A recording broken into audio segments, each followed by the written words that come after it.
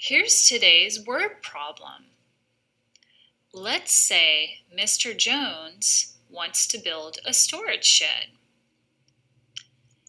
And he wants the walls and the roof of his shed to be made out of plywood. And he wants it to have a cement floor. We are going to use geometry to show how Mr. Jones can determine the cost of the plywood and the cement he will need. And to do this, we are going to use a basic formula that we've studied a lot already, which is the one to find the area of a rectangle or a square. We'll also be using the new formulas that we learned yesterday about how to find the volume of a container and how to measure the area of a triangle.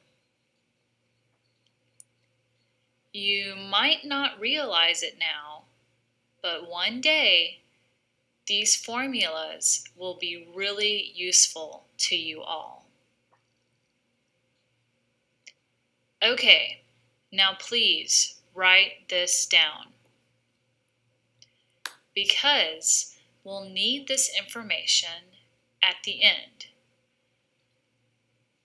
The cost of the materials are, let's see, the wood cost $3 per square foot, and the cement cost $14 per cubic foot. By the way, don't worry about the cost of labor, because Mr. Jones is going to do all the work himself. Mr. Jones wants a medium-sized square shed with enough room to store bicycles, a lawnmower, and boxes. 2 of 3. Let's say each wall will be 10 feet long and 8 feet tall. All 4 walls will be equal in size. So after we find the area of one wall, we can just multiply by 4 to find out how much wood we'll need for the walls. All right, let's review together.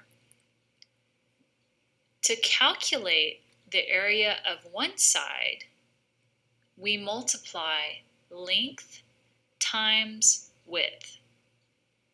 So we get how many square feet? That's right. 10 times 8 equals 80 square feet. But, like I said before, we now need to multiply this number to get the total amount of wood that we'll need. And you're right. The answer is 320 square feet. Now, I bet some of you might be wondering to yourselves, where are we going to put the door? And you're right. That could complicate your calculations somewhat. But we'll let Mr. Jones worry about that later. Eventually, Mr. Jones will have to cut an opening where he can install the door. Now, what do we need next? That's right, Mary. You got it. We need to figure out the area of the floor,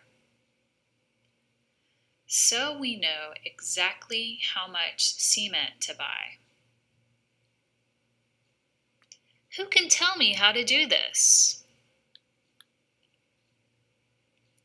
This one's super easy, isn't it?